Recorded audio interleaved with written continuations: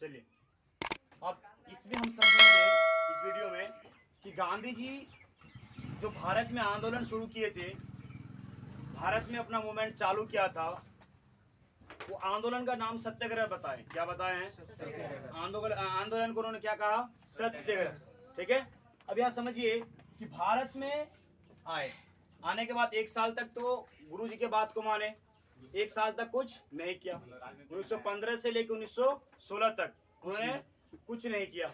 जबकि 1916 में जब लखनऊ अधिवेशन में उनसे राजकुमार शुक्ल जी मिले थे, उनको उसी वक्त बिहार आने का न्योता दिया गया था। क्या न्योता मतलब समझते हैं? इनवाइट किया गया, उनको रिक्वेस्ट किया गया कि चलिए हमारे बिहार में जो अत्याचार हो रहा है हम किसानों के साथ चंपारण में, वहाँ का समस्या को सॉल्व करना है, हम लोग को आंदोलन करना है। तो गांधी जी ने मना कर दिया बिल्कुल साफ शब्दों में कि देखो बाबू, हम अपना गुरु जी का बात काट सकते नहीं है, तो इसीलिए हम 1916 में नहीं आएंगे, उसके बाद हम देखेंगे तब बताएंगे। ठीक। और राजकुमार शुक्ला बड़ी ठेठ इंसान था, वो छोरा नहीं पीछा, लगले रह गया, कभी तो आएगा कि नहीं।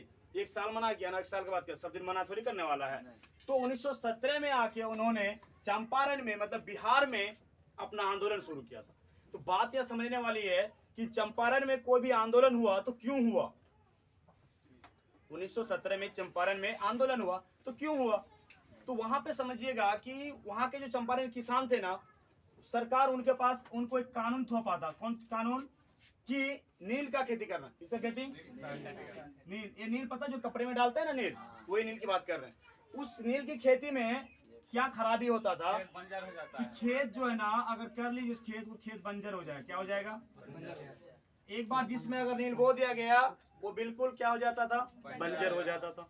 अब कानून भी कैसा था कि भाई यहाँ पे जो है आपको मतलब प्रत्येक 20 कट्ठा पे, प्रत्येक 20 कट्ठा में से 3 कट्ठा में जो आपका अधिक उपजाऊ खेत है, जिस खेत में आपका अधिक उपजाऊ है, उसमें आपको क्या बोना है? नील बोना है। बाबू अंग्रेज था, इसको तो अंग्रेज हिंदुस्तानी से प्रेम थोड़ी ना था, इसको तो बस कारण एक था, हिंदुस्तान को किस तरह से लूटा जाए और बर्बाद किया जाए। तो जो सबसे उपजाऊ खेती होता था उनमें 3 कट्ठा खेत में क्या बोना था आपको? नील अनिवार्य कर दिया था। क्या अनिवार्य? अगर नहीं बोओगे तो बाबू अंग्रेज पीटेगा। और अंग्रेज खुद नहीं करवाते, बस वो आदेश देते थे। करवाते कौन थे? जमींदार। कौन? जमींदार, जो इंडियन दलाल होते थे। ठीक है, उसको इंडियन दलाल का उपाधि दिया जाता, क्योंकि वही अंग्रेजों का चापलूसी करता था और हम भारतीयों को परेशान करते थे। तो 3/20 मतलब हुआ 20 कट्ठा में 3 कट्ठा खेत में क्या बोना आपको? नील का खेती बोना।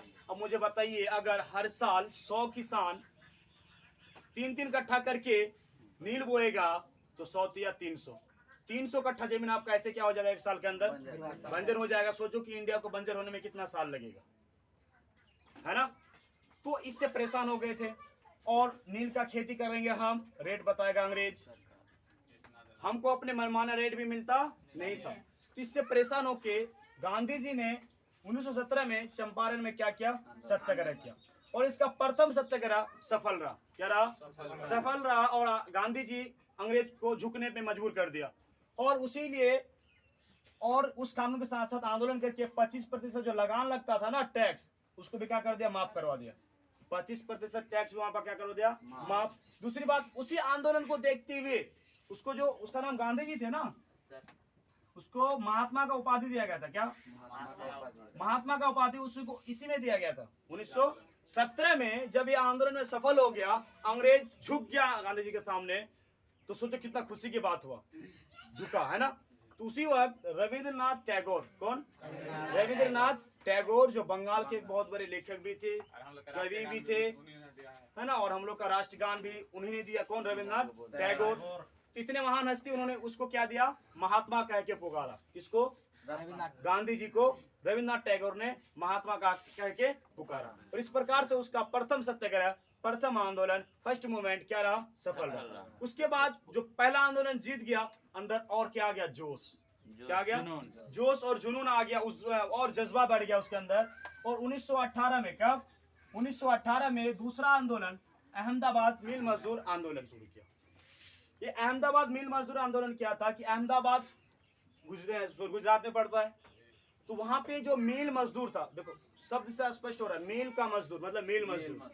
तो मिल मजदूर के साथ जो काम करवाया जा रहा था ना, तो मतलब टाइम से ओवर काम करवाया जा रहा था, पैसा बिल्कुल कम, टैक्स बहुत ज्यादा, मजदूर को सोने के लिए जगह नहीं, खाने पीने के लिए मतलब कोई सुविधाएं काम से मतलब और प्लस टैक्स एक्स्ट्रा जोड़ा जा रहा था।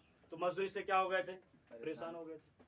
अब उन्होंने सोचा कुछ तो करना होगा, तो भाई नजर तो आ गया था, एक बार चल देश में आएगा 10 लोग जरूर खाता है कि नहीं। तो गांधी जी कहाँ पे आ गया, इंडिया में आ चुका था। देखा भैया चंपारण आंदोलन में चंपारण का किसान का समस्या सॉल्व कर दिया है, तो मिल मजदूर लोगों ने फिर गांधी जी को बुलाया और गांधी जी के साथ मिलकर भूख हड़ताल कर दिया। क्या भूख हड़ताल? इससे पहले आपको बताए थे कि भूख हड़ताल का जो प्रेरणा लिया था उन्होंने रस्किन से लिया था। किससे? रस्किन की किताब को पढ़कर उन्होंने भूख हड़ताल का प्रेरणा लिया था। और भूख हड़ताल, प्रथम भूख हड़ताल का प्रयोग उन्होंने कहां पे किया? अहमदाबाद मिल मजदूर आंदोलन से शुरू किया, पहला भूख हड़ताल, पहला भूख हड़ताल। और 22 दिन तक भूख हड़ताल चालू कर दिया। कितने दिन तक? 22 दिन तक। और अंग्रेज को झुकना पड़ा, अंग्रेज को झुकना पड़ा।